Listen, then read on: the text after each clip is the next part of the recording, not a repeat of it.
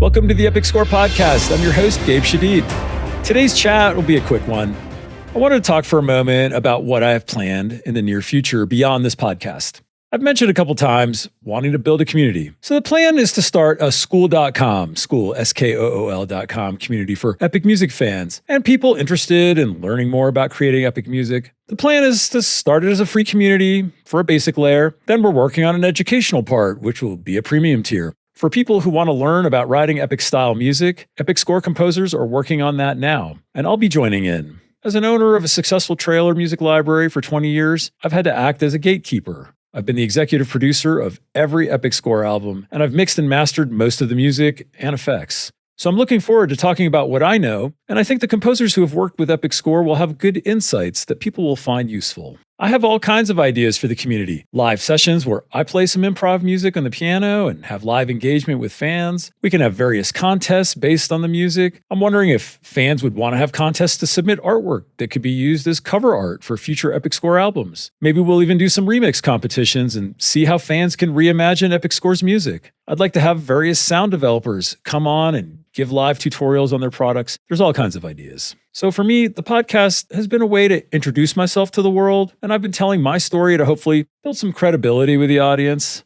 As time goes on, I may concentrate more of my efforts on the community and the education, and have the podcast interviews every 2 weeks. Honestly, I'm learning as I go, and I'm trying to be flexible, so we'll see how things continue to evolve. Also, I figured I'd at least mention that I've actually been the one doing all the production tasks for this podcast.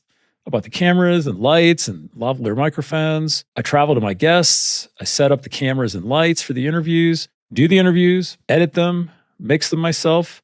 It's a lot of work, but I really do enjoy doing the interviews. And slowly, I'm getting more comfortable in front of the camera here in the studio. I gotta tell you though, staring into a camera lens is not a natural thing for me.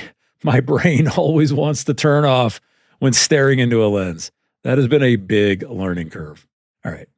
I'm going to finish today's episode with a short story about how odd situations can lead to even more bizarre outcomes and really sort of blindside you in ways you can't imagine. A few years ago, I was getting my normal day going and I was checking emails, and an email came in from a fan. It was titled Fake Album, and it said something like, "I saw a strange album from you on Spotify and I think someone is impersonating you." And they included a link to the album. I hadn't released anything recently, so I was wondering, what was he talking about? I checked out the link. And sure enough, someone had somehow managed to impersonate Epic Score and upload music as Epic Score, but the music was not affiliated with Epic Score in any way. I could tell immediately before listening to anything because I had never seen the album art that was being displayed. So that led to a fairly long process of getting in contact with Spotify to ask for a takedown of the fake album. I had to jump through several hoops for them to take any action. It was all just a huge hassle. I never really did understand how they pulled it off. Plus, it was embarrassing to have this fake album out there with Epic Score's name on it. I would never have released whatever that music was. And I didn't have anything like this podcast to communicate with fans that it was an imposter album. Anyway, ultimately, the takedown was successful, and I figured that was pretty much it.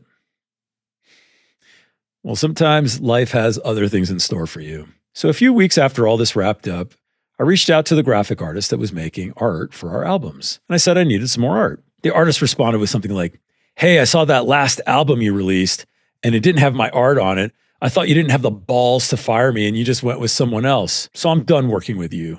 I was like, no, wait. I've always been loyal to you. I've never worked with any other graphic artist since we started working together. That was a fake album. Go look on Spotify. It's gone now. Basically, he followed Epic Score on Spotify and saw the fake album, and he got really angry.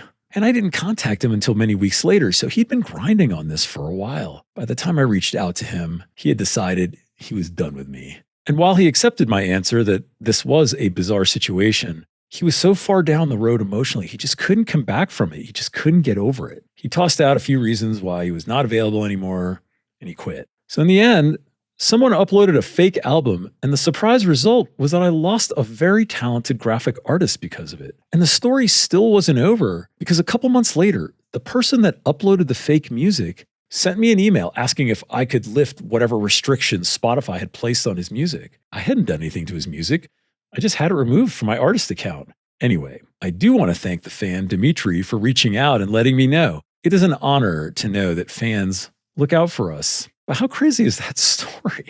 All right, we'll have more news on how the community is going to ramp up soon, so stay tuned. And if you have an idea of what would make an epic music community fun and engaging for you, please let me know in the comments or reach out via email at podcast@epicscore.com.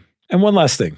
I've been working on a personal music project that's getting pretty close to completion. I'm not going to give any details about it just yet, but I can say it will be a very different pace than Epic Score's music.